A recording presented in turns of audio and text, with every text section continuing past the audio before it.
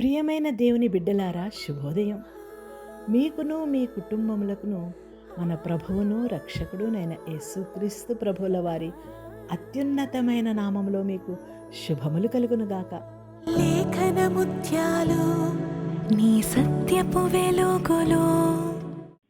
ప్రియులారా, మనము మనుష్య కుమారుడు ఈ భూమిలో జీవిస్తున్నప్పుడు ఆయన ఉపదేశించిన ఉపమానములలోని ఒక ఉపమానమైన విత్తువాడు విత్తుటకు బయలు వెళ్ళెను అను ఉపమానములోని లోతైన జ్ఞానమును మనము గ్రహిస్తున్నాము. క్రీస్తు ప్రభువు బోధిస్తున్న ఉపమానములలోని భావాన్ని పరిసయ్యులు గ్రహించారు. కానీ అందున్న పాఠం అనుకరించటానికి వారికి ఇష్టం లేదు. ఆయన బోధన వారికి బోధపడనట్లు వారు నటించారు. అక్కడి జనసమూహానికి ఆ నూతన బోధకుడి ఉద్దేశం మరింత మర్మపూరితంగా అగుపడినది. ప్రేమామూర్తి మాటలు వారిని, వారి మనస్సులను చెలింపచేశాయి. అయినా అవి వారి ఆశలను భంగపరిచాయి. ఆ ఉపమానాన్ని శిష్యులు సహితం గ్రహించలేకపోయారు. అయితే ఉపమాన బోధన యొక్క అర్థము తెలుసుకొనవలెనన్న ఆసక్తి వారిలో మేల్కొనినది. శిష్యులు ప్రభువు దగ్గరకు రహస్యంగా వచ్చి దాని భావాన్ని వివరించమని వేడుకున్నారు. సృష్టికర్త దేవుడు కోరుకున్నది ఇదియే. వారి ఆసక్తిని మేలుకొలిపి వారికి మరింత ఉపదేశం ఇవ్వాలన్నది ఆయన ఉద్దేశం. అత్యున్నతుడైన దేవుని చిత్తశుద్ధితో అన్వేషించే వారికి ఆయన తన వాక్యమును విశదం చేస్తారు. ఎవరు పరిశుద్ధాత్మ వికాసానికి తమ హృదయ తలుపులు తెరుస్తారో వారికి వాక్యభావం విషయంలో చీకటిలో కొట్టుమిట్టాడవలసిన పని ఉండదు. ఈ విషయాన్ని క్రీస్తు ప్రభు యోహాను సువార్త 7వ అధ్యాయము 7వ వచనంలో ఈ విధముగా విఫలీకరిస్తున్నారు. ఎవడైనను ఆయన చిత్తము చొప్పున చేయ నిశ్చయించుకుని ఎడల ఆ బోధ దేవుని వలన కలిగినదో లేక నా అంతటి నేనే బోధించుచున్నానో వాడు తెలుసుకొనును అని. సత్యాన్ని స్పష్టంగా తెలుసుకోమని క్రీస్తు ప్రభు వద్దకు వచ్చేవారందరూ సత్యాన్ని తెలుసుకుంటారు. అట్టి వారికి ఆయన పరలోక రాజ్య మర్మములను వివరిస్తారు. ఈ మర్మములు సత్యమును గ్రహించాలని ఆశించే హృదయానికి మాత్రమే అవగతమవుతాయి. వారి హృదయ మందిరంలో పరలోక వెలుగు ప్రకాశవంతంగా కనిపించే కాంతిలా ఇతరులకు ప్రదర్శితమవుతుంది. ప్రియ సహోదర సహోదరులారా, మత్తయి సువార్త 13వ అధ్యాయము 3వ వచనములో తెలియజేయబడుచున్న ఉపమానమేమనగా, విత్తువాడు విత్తుటకు బయలు వెళ్ళెను అను వాక్యములోని లోతైన మర్మమేమనగా, తూర్పు దేశాల్లో పరిస్థితులు అస్తవ్యస్తంగా ఉండటం వలన దౌర్జన్యం, ప్రమాదం పొంచి ఉండుటతో ప్రజలు ప్రాకారాలు గల పట్టణాలలో ప్రధానంగా నివసించేవారు. వ్యవసాయదారులు దినదినం తమ తమ పనులకు పట్టణాల వెలుపలకు వెళ్ళటం జరిగేది. అలాగున పరలోక కర్షకుడు లేదా వ్యవసాయకుడు అయిన మనుష్య కుమారుడు విత్తటానికి బయలుదేరి వచ్చారు. ఏ విధంగా అనగా, ఆయన తన సురక్షిత శాంతియుత గృహం విడిచిపెట్టారు. ఈ భూలోకం ఉనికిలోనికి రాకమునుపు తండ్రితో కలిసి తనకున్న మహిమను విడిచిపెట్టారు. విశ్వ పరిపాలన సింహాసనంపై తన స్థానాన్ని విడిచిపెట్టారు. బాధను అనుభవిస్తూ శోధనకు గురి అవుతూ ఆయన బయలుదేరి వెళ్లారు.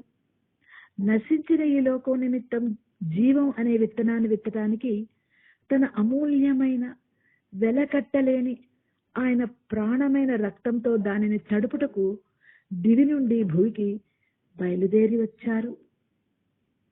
రక్షకుని వలె ఆయన సేవకులు విత్తటానికి వెళ్ళాలి. సత్యమనే విత్తనాన్ని విత్తటానికి అబ్రహాము పిలువబడినప్పుడు పౌలు మహాశయుడు హెబ్రీలకు రాసిన పత్రిక 11వ అధ్యాయము 8వ వచనంలో ఈ విధంగా తెలియజేస్తున్నాడు. నీవు లేచి నీ దేశము నుండి, నీ బంధువుల యొద్ద నుండి, నీ తండ్రి ఇంటి నుండి బయలుదేరి నేను నీకు చూపించు దేశమునకు వెళ్ళుము అన్న ఆదేశం పొందాడు. ఎక్కడికి వెళ్ళవలనో అది ఎరుగక బయలుదేరి వెళ్ళెను అని.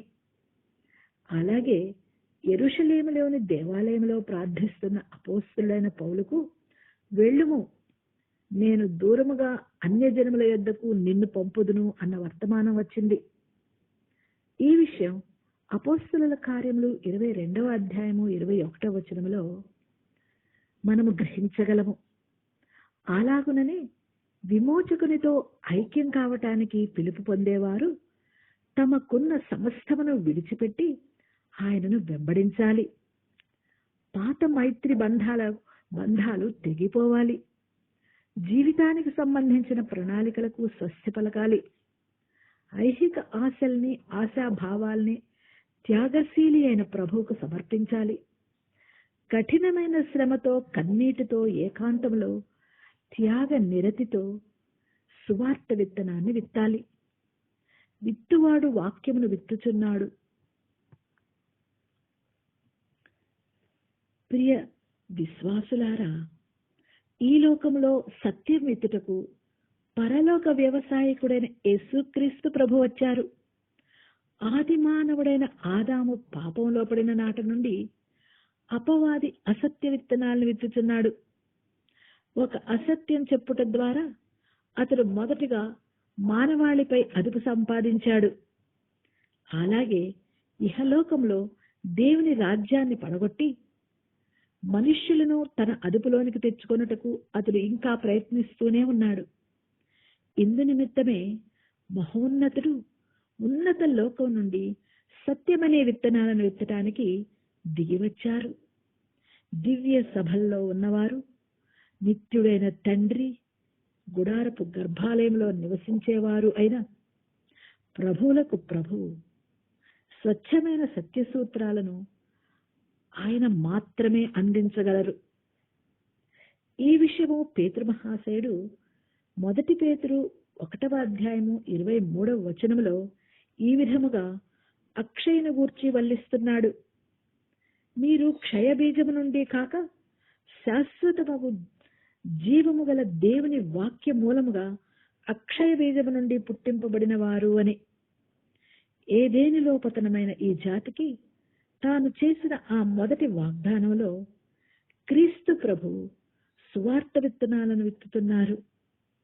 కానీ విత్తువాని ఉపమానం మనుష్యుల మధ్య యేసు ప్రభు చేసిన వ్యక్తిగత పరిచర్యకు, తద్వారా ఆయన స్థిరపరచిన సేవకు వర్తిస్తుంది. ప్రియులారా, మరిన్ని లోతైన విషయములను రేపటి దినంలో ధ్యానించుదాము. అక్షయులను అతి పరిశుద్ధులు అయిన యేసుక్రీస్తు ప్రభువుల నుండి మీకును మీ కుటుంబములకును అక్షయతను, పరిశుద్ధతను, మెండైన ఆశీర్వాదములు, దీవెనలను మీకు అనుగ్రహింపబడునుగాక. ఆమేన్.